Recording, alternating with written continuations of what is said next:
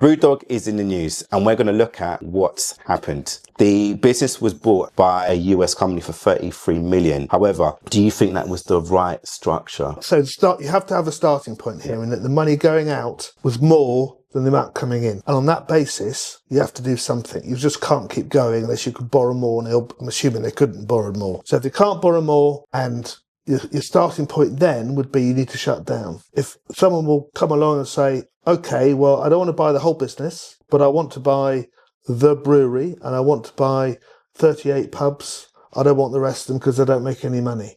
At that point, you've got someone who's prepared to put some value into the company where there is none. That's why you get to where you've got to. The fact 33 was no longer £1 billion is obviously not great, but that's where we are. That's where the benefit is. The next point is, because it's a pub, it's got licenses, and the licenses expire when the company goes into insolvency, whether it's administration or liquidation, which means you can't actually trade it. You can't have it open for 6 or 7 months while you find a buyer for it. So you need a buyer with money, prepared to put money up now and get the financing sorted out, get the licensing sorted out before you start. That is a pre-pack administration. So what about the workers? What about the fact that stores have closed? Look, I have great sympathy. I am making people redundant very often. I get it. It's not a nice place for them to be. But if they're working in a place which is more money is going out than coming in, then there is nothing. Those that are working in the pubs which are making money and those that are working in the brewery which is making money are lucky to retain their jobs. You need to think of it that way round.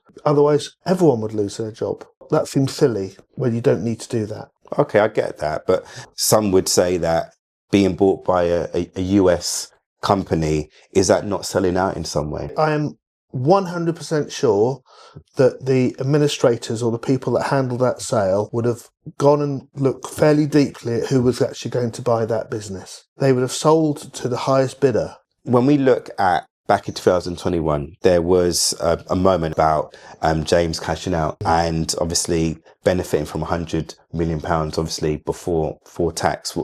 What's your thoughts around that? People would say that he's benefited and those investors are now left out of pocket? They are. There's no getting around that. But let's look at the history of BrewDog, because I know you've done quite a lot of work on. It starts from a bizarre place. He has a plan, and he manages to sell that plan to various bunches of investors at various times. There was a valuation which came up at a figure so high, which valued his shares at more than £100 million. And someone was prepared to put the money in. And they obviously thought by putting in some money, they could take more money out over time.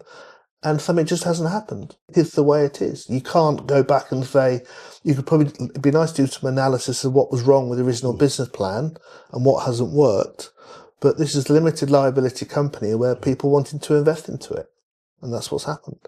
Yeah, do you know, I agree. And I guess even though I'm asking you abrupt questions, I do agree. I mean, I saw a post on LinkedIn that James tried to, I guess, put himself in front of speculation and criticism. And out of the comments that I read, mostly were obviously really having a dig at him. There was one original investor that invested early doors, like literally at the beginning. And he said, you know what, for me, it wasn't about necessarily flipping my money. It was investing into a brand that was growing, and it made me an entrepreneur. It made me start my own business. He was like, for me, there are a lot of businesses, there's a lot of people that will look at that story and use that, because not every business is as big as BrewDog. However, they are going through the same challenges. They just haven't grown. Absolutely. I mean, the biggest part of most small businesses is working capital. I have a story round where our office is in Bromley.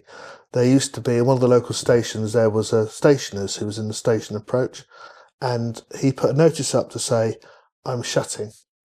I've been doing this 20 years, I'm having to shut.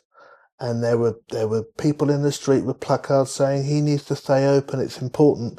And he was asked the question, well, why didn't you stay open? He said, well, if they spent a bit more time coming in and buying milk and a bit less time complaining about it, I'd still be open.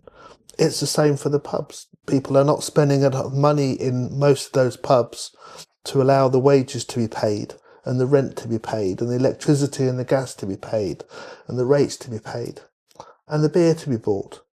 It's just, that's it. Thank you for listening. If you've liked what you've heard, don't forget to like and subscribe.